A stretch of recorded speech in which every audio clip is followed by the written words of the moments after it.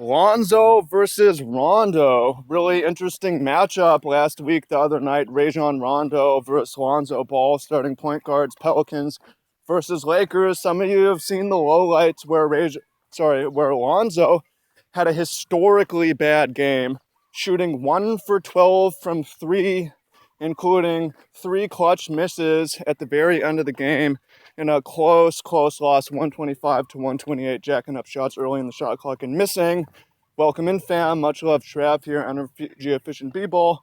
Have been following what's going on in the NBA, and we'll be making a couple videos here and there. And the main takeaway, we're going to get into it, but the main takeaway I want you to get from this video is self-awareness, knowing your role, what to be confident, what to be not, because there's a big difference between Rondo and Lonzo, and self-awareness in this game is perfect exemplification of it, and how lack of self-awareness can lose your team the game, possibly tank your career. Okay, back up. I'm a Lonzo realist. The dude is a rookie, and he's going to be given years to improve. He's a 6'6" point guard with long arms. He has good passing ability, good ability to read the defense. He has a decent floater game, which is nice for someone who's a rookie because he can develop that. His shooting is, he can get hot. It's obviously not great. He'll have time to improve on that, and I'll talk about how I think he can do it. But at the worst, he should be able to shoot and knock down the open ones. And he's had some good games. Obviously, he's had some really bad run of threes, which we're gonna talk about that and self-awareness.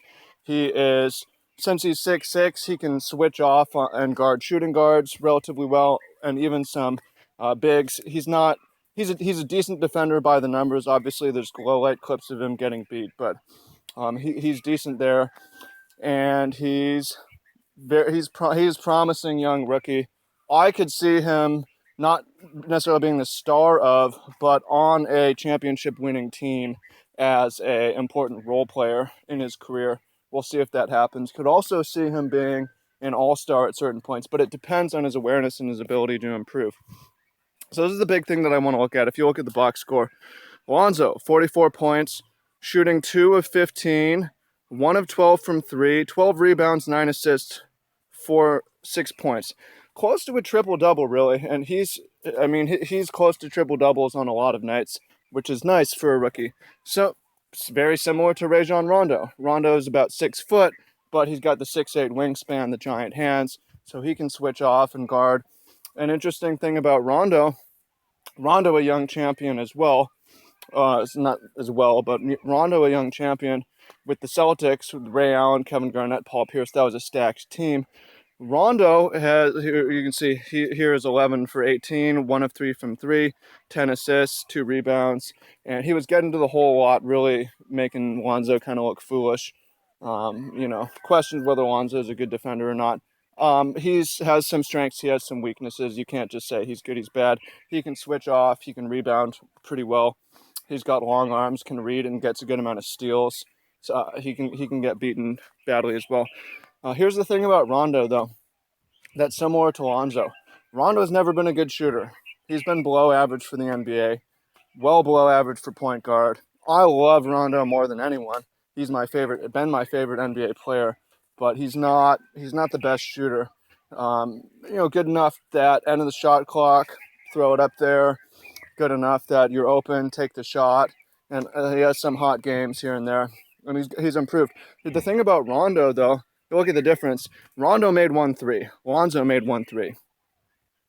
Why the hell did Lonzo take 11? Right, 11 more, right? Rondo took 2 more. The thing is, you could say the difference is Lonzo missed all those threes. The difference is that he took them. The difference is that Rondo didn't take them. The difference is that Rondo in his career has not been shooting much from basically outside of layups because he's self-aware. He knows, he's aware, like he's humble. I'm actually not that good at shooting the basketball. I've got better shooters on my team and my shooting guards, Ray Allen, various others, Paul Pierce, and the different teammates that he's had. I'm not going to shoot threes. I'm not going to shoot too much. I'm self-aware. Whereas the other end is like, Lonzo, I got to be confident. I have to keep being confident. and keep shooting. And what are you talking about? You shouldn't be confident. You need some self-awareness, dude. You're not a great shooter. You could be later in your career if you improve. Again, we're going to talk about how he could possibly do that. He should not be he should not be shooting so many threes. Why are you 11 of 64 or whatever in the last 8-9 games? Why are you averaging 8 attempts a game? He had a good night last night. He only attempted 1. You shouldn't be shooting that many. There's a self-awareness. I don't care. He doesn't need to be a good shooter to have a great career. He could be a bad three-point shooter his whole career and still be a championship player like Rajon Rondo was, right? So that's the thing. It's like, yeah, ideally you're good at everything, but it's more important that you're aware of what you're good at and aware of what you're not good at, right? That's the key that I want you to get at. Like, what are you good at? What are you not good at? Don't do the things that you're bad at. Do the things that you're good at. Don't be confident when there's no reason to be, right? That's the main takeaway I want you to get, not just in basketball, but in life. Right? Maybe you're extroverted, you're going to be good at really social type jobs. Maybe you're more introverted, you should be doing more quiet strategy type jobs where you don't have to interact with tons of people all the time. Right? And there's various strengths and weaknesses as well. Maybe your body's attuned for a certain sport and not for another. Maybe you're a good defender, you're not great at offense. Just be aware of that. So many people lack self-awareness. It's a huge problem. They tank their team, you tank your career, go into the wrong field, try to do the wrong thing, stress yourself out, right? So that's the main takeaway. Second part, I want to talk a little bit about Lonzo, how Lonzo can improve his three-point shooting. And I'm going to give you a different answer than what most people are saying. Well, the first thing I would say is that I think it's worth scrapping and rebuilding. It's not actually that hard to do, in my opinion. I've done that. I used to have a broke-ass shot that was, hitched from the other opposite shoulder, similar to Lonzo's. And I'm not an NBA player, obviously, but I took an off season and just reworked on my threes, and I got back in games. I didn't shoot at all, and by the next season, I was shooting way better. I was shooting from farther, and I had forgotten the old way. It's not actually that hard, but it takes some humility to say, I'm wrong. I learned the wrong form. I need to relearn. Does he have the humility to do that? Remains to be seen. I kind of doubt it. That's an issue with coming from LeVar. And I'm a LeVar fan. I just saw today LANGELO declared for the NBA draft. Come on, dude. Like, there's some lack of awareness in the family. It's they're not perfect people. Nobody's perfect. And I'm fans of them, but come on, man. So it remains to be seen if he can scrap it. But the main thing I would say is that if he's going to scrap it, he needs to do two things, and that is